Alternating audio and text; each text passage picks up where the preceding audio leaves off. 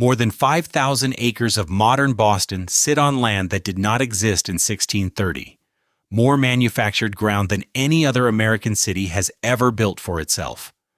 The town responsible for it began as a peninsula of just 789 acres, nearly an island tied to the mainland by a neck of road so narrow a hard storm could put it underwater. For 2 centuries that boundary held. Then it didn't. The hills came down first, the ponds got filled next, the tidal flats went last, buried under gravel hauled in by rail from towns miles inland, arriving around the clock for decades. The freshwater spring that had told the first settlers where to build now sits under a hill that has itself been cut down and moved. That same undersized peninsula eventually built the rest of its own ground. This is the story of what stood on that ground first before anyone started making more of it. Chapter 1. The Minister Who Lived Alone. The peninsula the Puritans found in 1630 had already been claimed quietly by one Englishman who wanted nothing to do with a colony.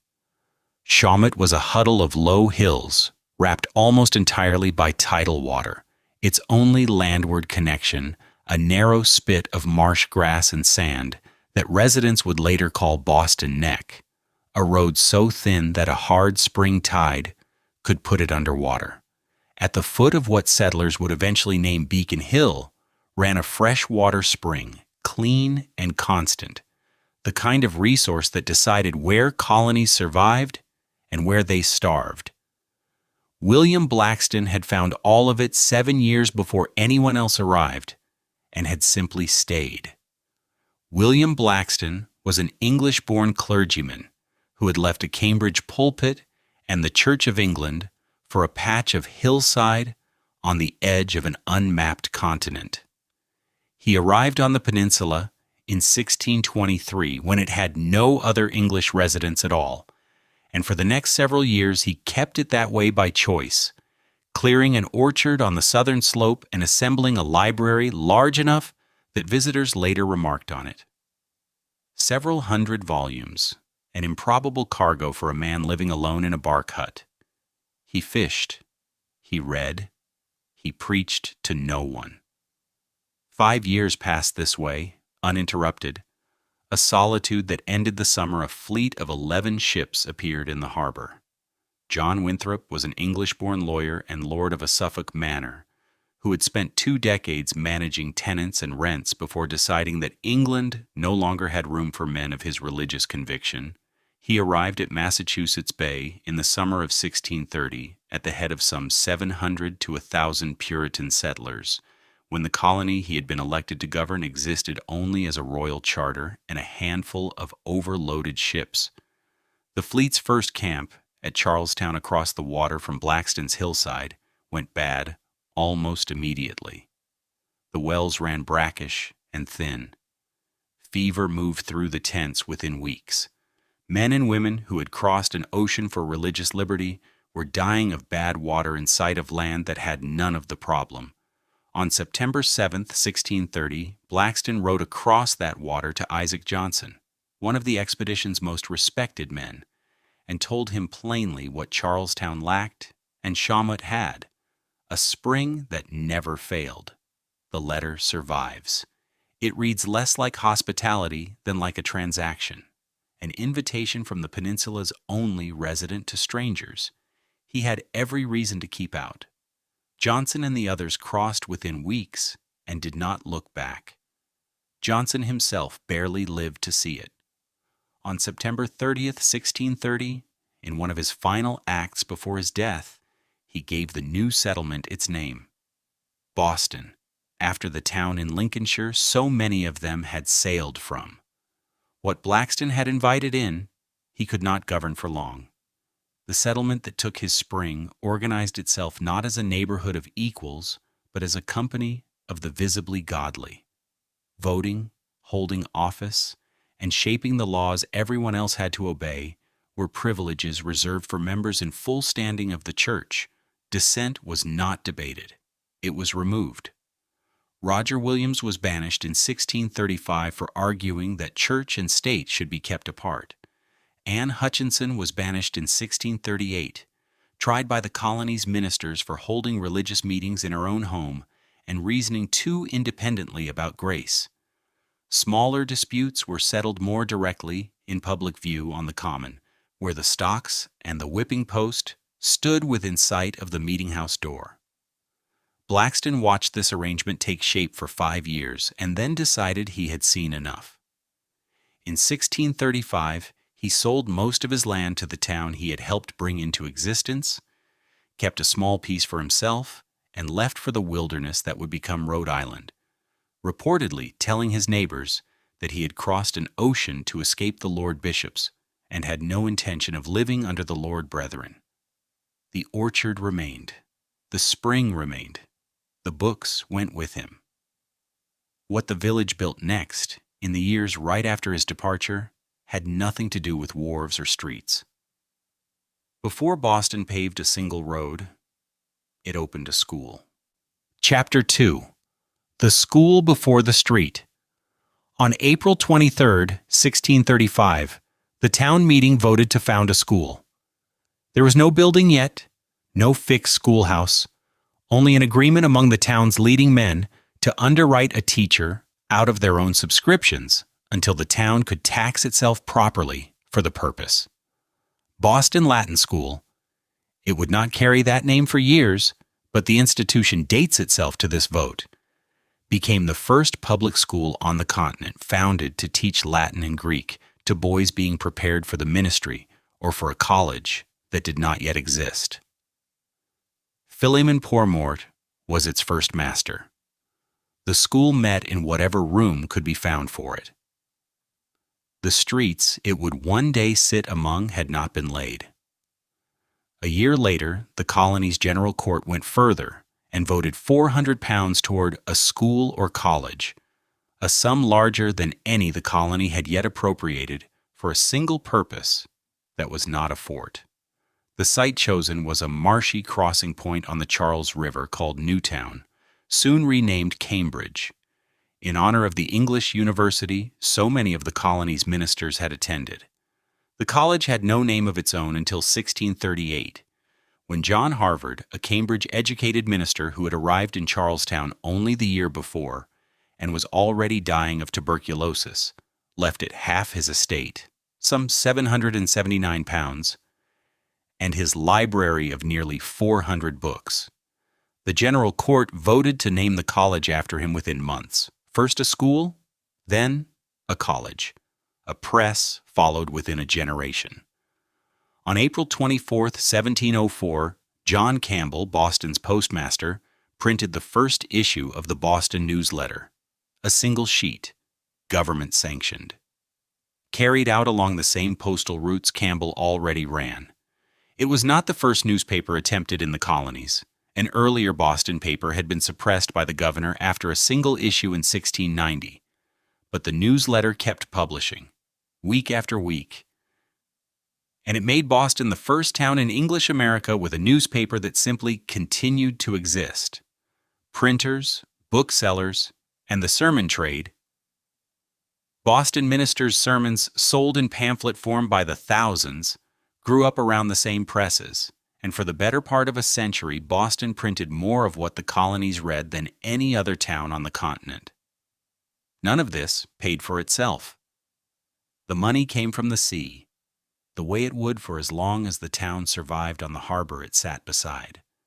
Cod, split and salted and dried on racks along the shore, sailed south to Catholic Europe, where meatless Fridays and the weeks of Lent created a market that never closed, and further south again to the sugar islands of the Caribbean, where a coarser, cheaper grade of the same fish was bought to feed the enslaved men and women who worked the plantations. Shipyards lined the harbor to build the vessels that carried it. Molasses came back from those same islands and went into rum distilleries clustered near the waterfront. Rum that paid for more ships, which caught more cod. The fish mattered enough to the colony's sense of itself that a carved wooden cod would eventually hang in the halls of government, a plain effigy of the animal the whole economy ran on. By 1690, the town Blackston had once had entirely to himself held something over 7,000 people, more than any other English settlement on the continent, and still climbing. Chapter 3. The ceiling arrives early. Boston kept climbing after 1690, and for 4 decades it climbed faster than any other town in English America. By 1730, the population stood near 13,000, the largest concentration of colonists on the continent, ahead of New York, ahead of Philadelphia, ahead of every port between them, each one still counting closer to 8,500 residents. The economy that had carried the town since Blackston's spring had not changed in nature, only in scale. More cod dried on more racks, more rum distilled from more molasses, more hulls laid down in yards that now ran the length of the waterfront. The population crested near 17,000 around 1740, the highest the town would reach as a colony. For one stretch of years, Boston was, without qualification, the first city of British America. Picture Long Wharf on a Tuesday morning in 1743. The wharf runs a third of a mile out into the harbor, built of granite and timber, wide enough for loaded carts to pass 2 abreast, extending the town's commerce past the mudflats and straight to the ships themselves. The vessels tied along it are among the largest in the Atlantic trade. Full-rigged merchantmen out of Bristol and Lisbon and Kingston, their holds already half emptied of salt and wine and molasses before the tide turns again. Beyond the wharf, more than a dozen spires break the skyline, the tall steeple of Old North, the square brick tower of Old South, the smaller one over King's Chapel. At the head of King Street stands the Old State House, brick and cupola, where the royal governor and the elected assembly occupy the same building without occupying the same floor. A block away stands Faneuil Hall, brick, 2 stories, open barely a year. Its ground floor a covered market, its upper hall a meeting room. The whole building raised at the expense of a single merchant named Peter Faneuil. The smell along the wharf is tar, fresh-cut pine, and the sweetish rot of molasses leaking from a stove and cask. The sound is gulls, cartwheels on cobble, and auctioneers working 3 languages at once. A village that had fewer than 1,000 residents when Blackston left it now runs on the tides of ships whose captains have never heard his name. The peak did not last. Philadelphia and New York had what Boston's peninsula could never provide: open land at their backs, farmland reaching inland for hundreds of miles, room for a port to grow simply by growing its hinterland. Immigration ran deeper there too. German and Scots-Irish arrivals filled the Pennsylvania countryside in numbers. Boston's harder, more selective colony never matched. By the 1750s, both cities had passed Boston in population, and neither looked back. By 1774, Philadelphia's population approached 25,000, well past anything Boston had reached even at its own peak. Boston, meanwhile, sat close to where it had stood 3 decades before, its wharves as busy as ever, its growth all but finished. The cod fleet still sailed. The rum stills still ran. The city itself had simply stopped getting bigger. What the town kept, the larger ports never developed. Since the earliest years at the foot of Beacon Hill, Boston had governed itself through the town meeting. Every adult male inhabitant with a voice, gathered under one roof, arguing a question until it was settled by vote rather than by decree. New York answered to a royal governor and an appointed council. Philadelphia answered to a proprietary family living in England. Boston answered in practice to whoever could win the room at Faneuil Hall on a given afternoon. It was a habit built for arguing about hog pens, school budgets, and the price of a ferry crossing. And for more than a century, that was exactly what it was used for. And then, in 1765, London decided that paper itself, the paper under a will, the paper a newspaper was printed on, the paper a ship's captain needed to clear the harbor, should carry a stamp and a tax payable in London currency. Chapter 4. The Tree and the Street. The stamp itself never had the chance to do its work. Parliament had built it to tax wills, newspapers, playing cards, ships' papers, every sheet of paper that passed through a colonial hand, but the tax was not scheduled to take effect until November 1st, 1765, and Boston did not wait. On August 14th, 1765, before dawn, an effigy of Andrew Oliver, the merchant appointed to distribute the stamps in Massachusetts, was found hanging from a large elm at the corner of Essex and Orange Streets. By evening, a crowd had gathered under it, torn down a building Oliver had recently put up as his stamp office, and marched the effigy through the streets to be beheaded and burned outside his front door. Oliver resigned the post within the week. The elm kept its name for the rest of the war, the Liberty Tree. 12 days later, the crowd went further. On the night of August 26th, a mob broke into the Gardencourt Street mansion of Thomas Hutchinson, the lieutenant governor, while Hutchinson and his family fled through the garden in their night clothes. By morning, the house had no roof, no interior walls, no furniture worth salvaging. Hutchinson's manuscript History of Massachusetts, 30 years of research, was found scattered through the mud of the street the following week, pages missing, ink running. Hutchinson had not written the Stamp Act. He had only enforced the law of a government he served. The mob did not distinguish between the two, and for the rest of his career in Massachusetts, neither did anyone else. None of this happened by accident. The Sons of Liberty met in taverns, the Green Dragon on Union Street chief among them. But they organized in print shops, and Boston, the town that had opened a school before it paved a street, now had a press built for exactly this. Benjamin Edis and John Gill ran the Boston Gazette out of a shop near the town's second church, and through the 1760s that shop became something closer to a headquarters than a business. Handbills, broadsides, and unsigned essays moved out of it faster than the news it was licensed to print. The printing culture that had once served ministers and postmasters now served a resistance. Boston did not invent the tactic. It simply had, already in place, the machinery to run it at scale. By the winter of 1770, that machinery had an audience trained for years to read the worst into any soldier on the street. And Boston had soldiers on the street. 2 regiments, quartered in the town since 1768, to enforce the duties that followed the Stamp Act's repeal. On the evening of March 5th, a crowd gathered around a lone sentry outside the Custom House on King Street, pressing close, throwing snowballs packed with ice and oyster shells. A small detachment under Captain Thomas Preston came to relieve him. Someone struck a soldier with a club. A musket fired, then several more into a crowd that had nowhere to retreat. 5 men died.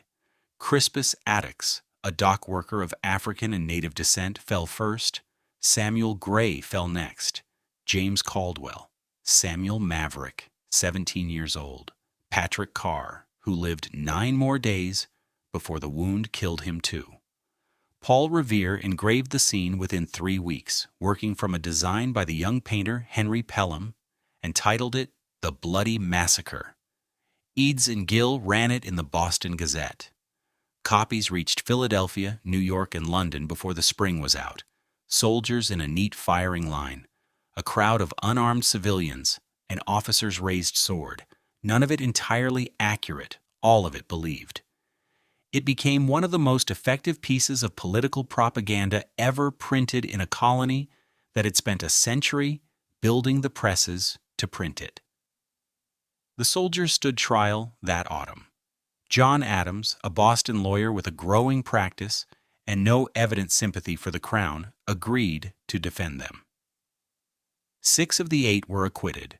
2 were convicted of manslaughter, branded on the thumb, and released. Adams took no public credit for the verdict and lost no standing among his neighbors for the defense. 3 years later, on a December night, 3 ships rode at anchor at Griffin's Wharf, their holds packed with chests of tea nobody in Boston had agreed to unload. Chapter 5. The Port and the Price. On the afternoon of December 16, 1773, several thousand residents packed into Old South Meeting House to hear whether Governor Thomas Hutchinson would let 3 tea ships leave the harbor without paying the duty on their cargo. He would not. The meeting broke up near 6 in the evening, without a vote to act, and without a formal order. Only a signal that everyone in the room understood the same way. Within the hour, a crowd of between 30 and more than 100 men walked from the meeting house down to Griffin's Wharf, several of them thinly disguised as Mohawk warriors, and boarded the Dartmouth, the Eleanor, and the Beaver. They worked for roughly 3 hours, mostly in silence, hoisting 342 chests of East India Company tea onto the open decks, splitting them open with hatchets, and tipping the contents into the harbor. Something close to 90,000 pounds of tea went into the water that night. The men who did it were, by every account, careful about what the act was and was not. Nothing else aboard the 3 ships was touched. No cargo went into anyone's pocket. When a single padlock had to be broken to reach a hold, it was replaced the next morning at the participants' own expense. It read less like a riot than an audit, conducted at night, by men who wanted the distinction understood. Parliament did not make the distinction. In the spring of 1774, it answered with a set of measures the colonies would call the Coercive Acts. And the first of them sealed the port of Boston completely. Not the tea ships, everything, until the destroyed cargo was paid for down to the last chest. For a town whose schools, college, presses, and fortunes had all been financed off the same wharves, closure was closer to strangulation than fine. Loaded ships sat idle at their moorings. Rope makers, sail makers, and coopers went unpaid within weeks. Grain and coin began arriving overland from colonies as far south as South Carolina. Wagon trains sent by people who understood precisely which town Parliament meant to make an example of. By the spring of 1775, Boston was a besieged town, its British garrison ringed by militia companies that had mobilized within days of the fighting at Lexington and Concord that April. On the night of June 16th, colonial troops fortified Breed's Hill on the Charlestown Peninsula, and by morning British command decided the position would be taken directly uphill into fixed lines. It took 3 assaults. On June 17, 1775, the British carried the hill and lost more than 1,000 men killed or wounded doing it. Out of roughly 2,300 committed to the attack, nearly 1 soldier in 2. It remains the costliest single afternoon the British Army fought in the entire war, and they won it. The siege that followed dragged through the rest of that year, stalemated, until a Boston bookseller solved it with oxen. Henry Knox, 25 years old and self-taught in artillery from the books he had sold before the war, proposed hauling the guns captured at Fort Ticonderoga 300 miles across frozen Massachusetts on ox-drawn sledges. 59 cannon and mortars, some weighing over a ton apiece, crossed half-frozen rivers and unplowed mountain roads through January of 1776 and reached the siege lines intact. In the dark hours before dawn on March 17, 1776, colonial troops hauled Knox's guns onto Dorchester Heights and had them entrenched before the British woke to find their harbor and garrison within direct range. There was no third assault this time. By that evening, the British fleet was loading. It carried off roughly 11,000 troops and loyalist civilians, and it did not come back. The war that had started in this town moved south and never returned to it. Boston paid for that war twice. Once in the trade Parliament had strangled, and once in the people the siege had emptied out. A town that had held something over 15,000 residents before the fighting started counted only a few thousand left inside it, once the fleet cleared the harbor. The peace that followed left Boston poorer than it had been in a century, its wharves idle, its population thinned to a fraction of what the siege had found. And then, quietly, Boston's money started looking for a new ocean to work in. Chapter 6. The Ship That Came Back. On August 10, 1790, a battered 212-ton ship named Columbia dropped anchor in Boston Harbor after very nearly 3 years at sea, and became the first vessel flying an American flag to sail all the way around the earth. Its captain, Robert Gray, had left Boston in 1787 with a hold full of trade goods, sailed south around Cape Horn, spent 2 winters trading with the Nootka and other Pacific Northwest nations for sea otter pelts, then crossed to Canton and sold every pelt to Chinese merchants hungry for fur they could not get anywhere closer to home. He filled the empty hold with tea, silk, and porcelain, and sailed home by way of the Cape of Good Hope, closing the circle. Boston had found an ocean-sized business, and for the next 4 decades, Boston merchants ran it themselves. The mechanism repeated itself, ship after ship, for a generation. Furs or specie out, tea and silk and porcelain back, at a markup steep enough to build a fortune on a single successful voyage. The men who ran that trade out of Boston counting houses, Perkins's Cabots, Lowell's among them, became rich enough and stayed rich long enough that their grandchildren would later be given a name of their own. Boston Brahmins, a caste as settled and self-referential as any the town's Puritan founders had built. Thomas Handaside Perkins built one of the largest China trade houses on the wharf and used the profits to back turnpikes, banks, and a hospital. Francis Cabot Lowell, who had studied English textile machinery on a trip abroad and could not legally bring the plans home, rebuilt them from memory and opened the Boston Manufacturing Company at Waltham in 1813 with a founding capital of roughly $400,000, subscribed almost entirely by his own relatives. The mill town that took his name outright was founded in 1826. China trade money built the railroad that connected it to Boston within a decade, and endowed professorships at Harvard along the way. Not every fortune in this generation came from tea. Frederick Tudor was a Boston-born merchant's son, a lawyer's boy who had watched his older brothers fail at conventional trade, and decided at 23 that the coldest asset in New England was worth more than anyone had tried to make of it, ice. In 1806, he loaded a brig with ice cut from ponds outside Boston and sailed it to Martinique, certain that planters sweating through the Caribbean would pay for it. Most of it melted before it reached a customer. The venture lost money. So did the next one, and the one after that, for years. While Boston's newspapers openly mocked the Ice King as a man shipping frozen water to the tropics to watch it disappear, Tudor spent a stretch in debtor's prison over the losses and kept shipping ice anyway. What changed was not the idea but the handling. Sawdust insulation, purpose-built ice houses, and a partner, Nathaniel Wyeth, who invented a horse-drawn cutter that carved ice into uniform blocks instead of ragged chunks that wasted half their mass in transit. By 1833, Tudor's ice was reaching Calcutta, 10,000 miles and 4 months out from the ponds it came from, still frozen when it arrived. He died in 1864 a millionaire, the mockery long forgotten, his name attached permanently to an industry that shipped New England winter to 4 continents.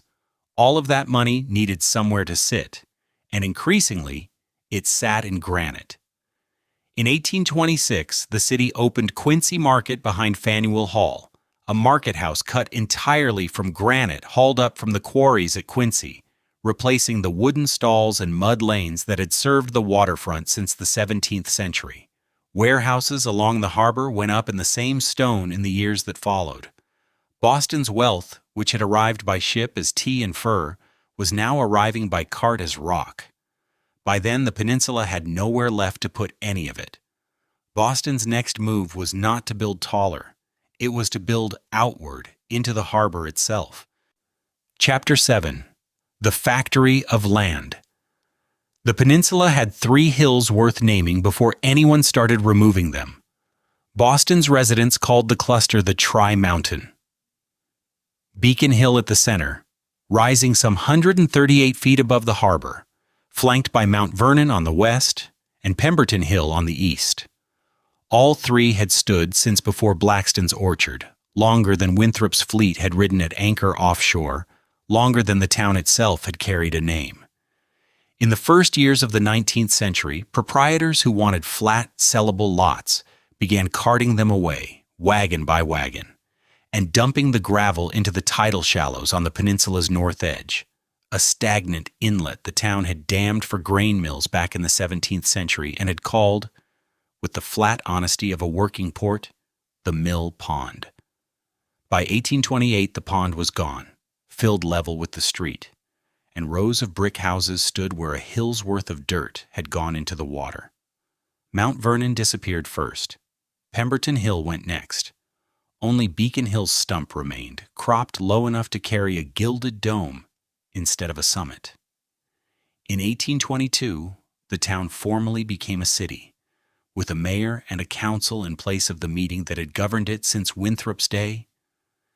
A change made necessary less by ambition than by arithmetic, a population too large for every adult male to fit in one room and vote by voice. That same year, a private corporation finished a different kind of project, a 1.5-mile earthen dam laid across the tidal bay west of the peninsula, built to trap water at high tide and release it through mill wheels at low tide, the way the old Mill Pond Dam had once done for grist and lumber. The mills it powered never made much money. The bay it created did something else entirely.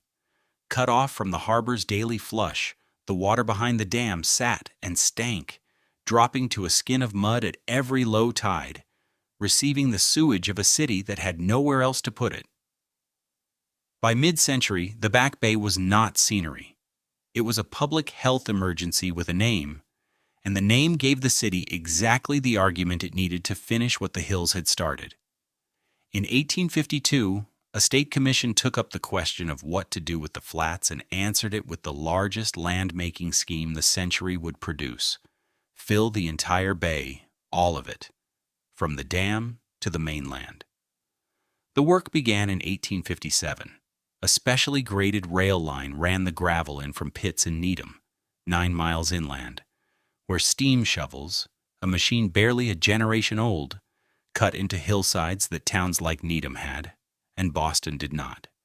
The trains arrived at the fill day and night, one roughly every 45 minutes for years that stretched into decades.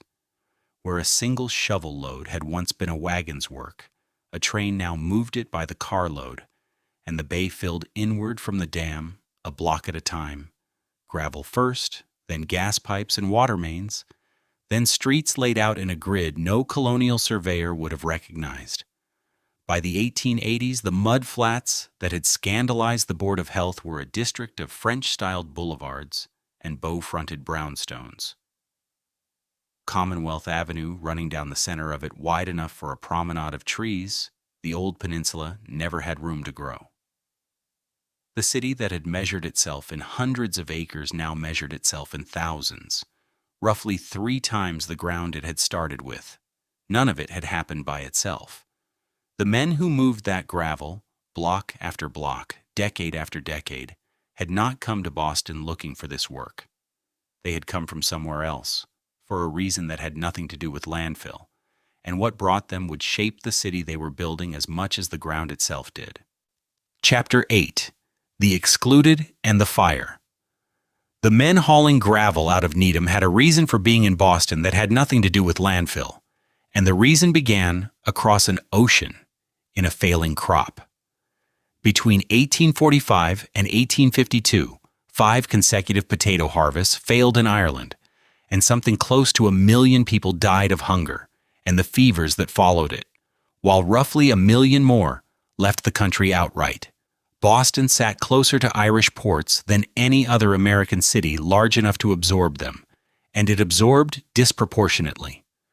By 1850, the Irish-born and their American-born children made up the single largest ethnic population in a town that had built its self-image on being English and Protestant for 2 centuries.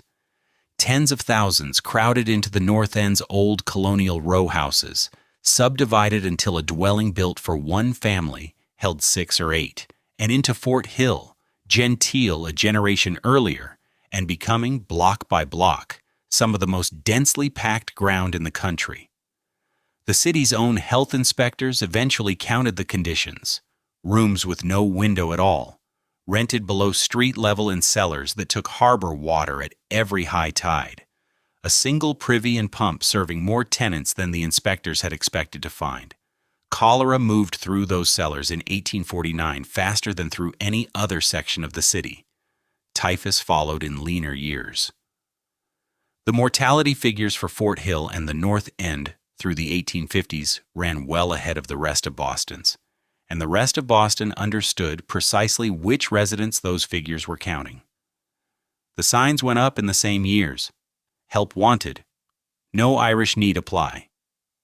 Printed plainly enough to need no elaboration, hung in shop windows across the same streets those cellars sent workers out onto every morning. The hands turned away from clerking and shopkeeping were the hands cutting Beacon Hill down to a stump and filling the old mill pond level with the street. The hands unloading the Needham gravel trains, block by block, into the ground beneath Commonwealth Avenue. Boston's Yankee families built their new quarter on fill laid by men whose names would not have been welcomed on the deed to a house in it. 2 generations closed that distance. In 1884, Hugh O'Brien became Boston's first Irish Catholic mayor. Irish-born himself, elected by the same city whose shop windows had barred his countrymen a generation before. Within a few more decades, a Boston family from that same wave of immigration would produce a president of the United States. None of that arrived quickly. Long before it did, the same charged years produced something else entirely. On the night of November 9, 1872, fire broke out in the basement of a dry goods warehouse at the corner of Kingston and Summer Streets. In the commercial heart, the city's merchants had spent 2 centuries building. The hydrants lost pressure within hours, and the fire department's steam engines, adequate against an ordinary structure fire, were overwhelmed by a district built almost wall-to-wall in granite-fronted buildings, with mansard roofs, and combustible interiors behind the stone. The fire burned through the night and into the next morning before it was fully controlled. By then it had taken 65 acres of downtown and roughly 776 buildings. The warehouses, counting houses, and shops that had carried Boston's trade since the China ships first came home. The men who rebuilt that district through 1873 and after were largely the same immigrant labor force that had already spent a generation cutting hills and hauling gravel. Bricklayers, stone cutters, hod carriers, many of them Irish, many living in the same North End and Fort Hill rooms the fire had spared only because it never reached them. They raised the new downtown in brick and stone instead of wood, on streets widened well past their old colonial dimensions, built to a stricter code than the one that had just burned to the ground. The hands not wanted behind a shop counter were, within 3 years, the hands the shop depended on simply to stand. Boston's list of firsts was not finished. Within 4 years of the ash on Washington Street being swept into the harbor, a Boston workshop would carry the first sound a human voice had ever sent down a length of copper wire. Chapter 9. The Village Under the City. On March 10, 1876, in a workshop at 5 Exeter Place, Alexander Graham Bell spoke into a transmitter of his own design and called through the wall to his assistant Thomas Watson. "Mr. Watson, come here. I want to see you." It was the first sentence a human voice had ever carried down a wire, in a city that had been carrying words down presses since Campbell's newsletter went to print in 1704. Boston had built its economy on cod, rum, and tea, but running underneath all of it was a quieter export. Information moved faster than the last town had managed. Bell's wire was only the newest form of an old habit. The habit had a public building to match it.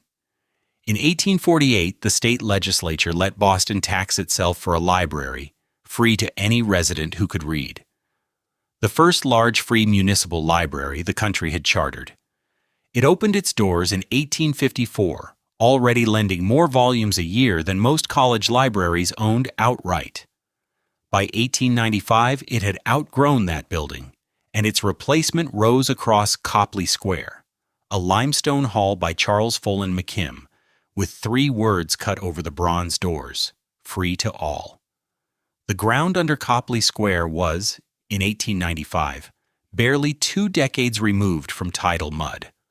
The same Back Bay fill that had buried the harbor view now carried a library built like a monastery.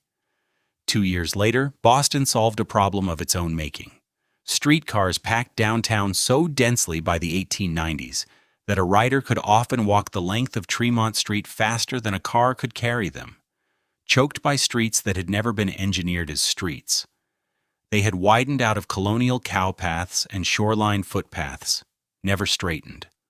On September 1st, 1897, the Tremont Street subway opened beneath Boston Common, the first underground rail line in the country, ahead of New York, ahead of Chicago. It sent the streetcars below the pavement. The cowpaths stayed exactly where they were, on the surface, still crooked. Boston today holds approximately 675,000 people within the city limits, a fraction of the region grown up around it. And that region runs on 2 industries that had no place at all in Blackston's economy: education and medicine. Harvard sits across the Charles, where the General Court planted it in 1636. MIT sits along the same shore. Dozens of other colleges fill the ground between them and the harbor, descendants of a town that voted to open a school in 1635, before it had paved a single street to walk to it on. Walk the Freedom Trail now, and the surviving rooms of that story are still standing, boxed in by glass towers the men who built them could not have pictured. The old State House stands at the head of what used to be King Street, 3 brick stories under neighbors 40 stories taller. Faneuil Hall still holds public meetings, the way it has since Peter Faneuil raised it in 1742.